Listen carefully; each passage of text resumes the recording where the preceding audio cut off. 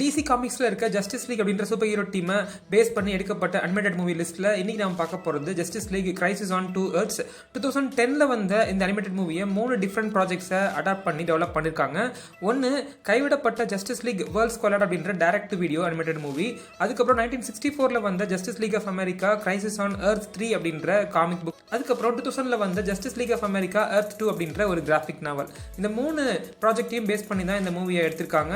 இனிஷியலாக டிவியில் டெலிகாஸ்ட் ஆன justice league and justice league unlimited அப்படின்ற 2 அனிமேட்டட் சீரிஸை பிரிட்ஜ் பண்ணுற ஒரு ப்ராடக்டாக தான் டெவலப் பண்ணியிருந்தாங்க. பட் ஃபைனலாக இதை ஒரு ஸ்டாண்ட் அலோன் ஃபிலிமாக டெவலப் பண்ணி ரிலீஸ் பண்ணியிருந்தாங்க. இந்த மூவியோட பிளாட் என்ன அப்படின்னா, ஜஸ்டிஸ் லீக் அப்படின்ற சூப்பர் ஹீரோ டீமுக்கும் கிரைம் சிண்டிகேட் அப்படின்ற சூப்பர் வில்லன் டீமுக்கும் நடக்கிற பேட்டில் தான். இந்த பேட்டில் யார் வின் பண்ணாங்க, வின் பண்ணனால என்ன நல்லது நடந்துச்சு அப்படின்றது தான். மல்டிவர்ஸில் நிறைய பேரல் எர்த்ஸ் இருக்குது. நம்ம மெயின் எர்த்தான எர்த் 1ல் தான் ஜஸ்டிஸ் லீக் டீம் இருக்குது, அதாவது சூப்பர் ஹீரோ டீம். அதே மாதிரி ஆல்டர்னேட் எர்த்தான எர்த் 3ல் ஜஸ்டிஸ் லீக்கோட கவுண்டர் பார்ட் டீம் ஒன்று இருக்கு, அதுதான் கிரைம் சிண்டிகேட் டீம்.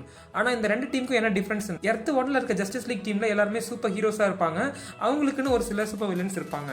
ஆனால் அப்படியே ஆல்டர்னேட்டிவாக எர்த் 1ல் வில்லன்ஸாக இருக்கவங்க எர்த் 3ல் ஹீரோஸாக இருப்பாங்க, எர்த் 1ல் ஹீரோஸாக இருக்கவங்க எர்த் 3ல் வில்லன்ஸாக இருப்பாங்க.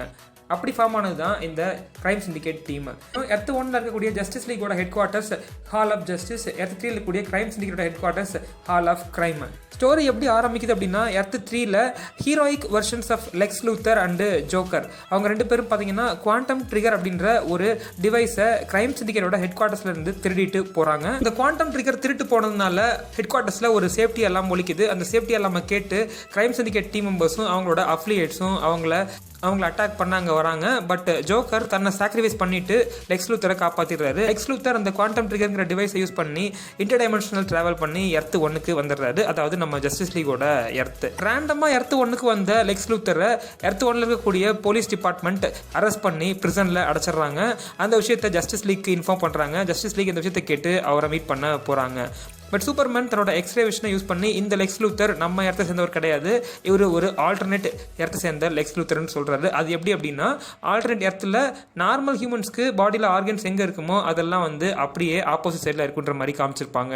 ஸோ ஜஸ்டிஸ் லீக் பார்த்தீங்கன்னா லெக்ஸ் லூத்தரை கூட்டிக்கிட்டு வாட்ச் டவருக்கு போகிறாங்க. அங்கே கிரைம் சிண்டிகேட்டோட த்ரெட்டை பற்றி தெரிஞ்சுக்கிறாங்க. அவங்க அந்த குவாண்டம் ட்ரிகரை வச்சு என்ன பிளான் பண்ணியிருக்காங்கிறத நம்ம லெக்ஸ் லூத்தர், அதாவது alternate heroic version of earth 3யை சேர்ந்த லெக்ஸ் லூத்தர் எக்ஸ்பிளைன் பண்ணுறாரு.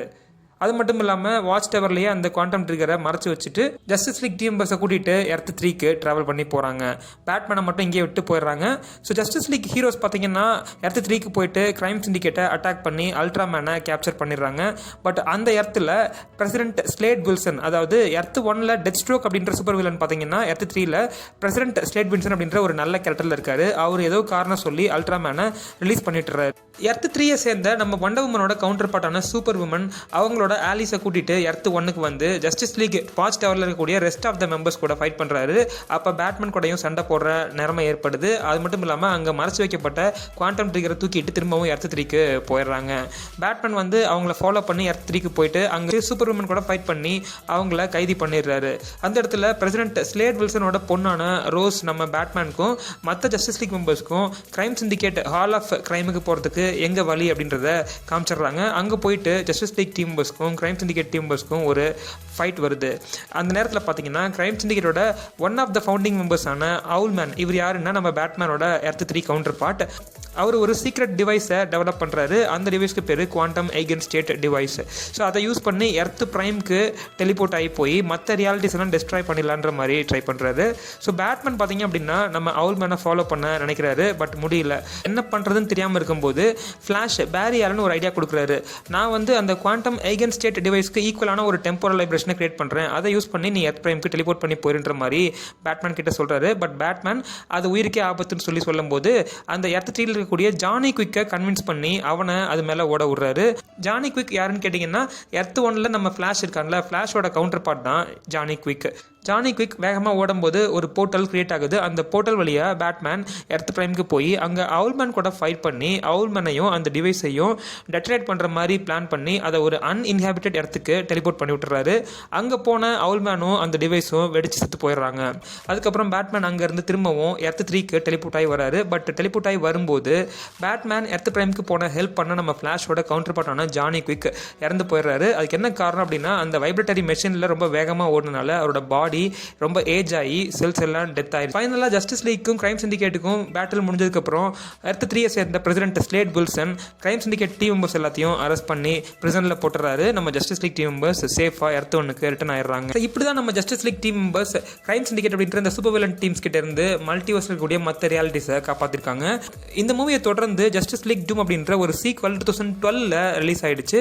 இந்த மூவி யாராவது வரைக்கும் பார்க்காம இருந்தீங்க அப்படின்னா மறக்காம செக் பண்ணி பாருங்க. சூப்பரான மூவி. IGN இந்த மூவிக்கு 10க்கு 8 மார்க் கொடுத்துருக்கு. பார்த்த ஆடியன்ஸ் ரிவ்யூஸ் எல்லாமே இதுக்கு பாசிட்டிவ் ரிவ்யூஸ் தான் கொடுத்துருக்காங்க. இந்த வீடியோ உங்களுக்கு பிடிச்சிருந்துச்சுன்னா லைக் பண்ணுங்க, ஷேர் பண்ணுங்க, கமெண்ட் பண்ணுங்க. மறக்காம நம்ம சேனலுக்கு இது வரைக்கும் சப்ஸ்கிரைப் பண்ணாதவங்க சப்ஸ்கிரைப் பண்ணிக்கங்க. மீண்டும் ஒரு நல்ல வீடியோல மீட் பண்றேன்.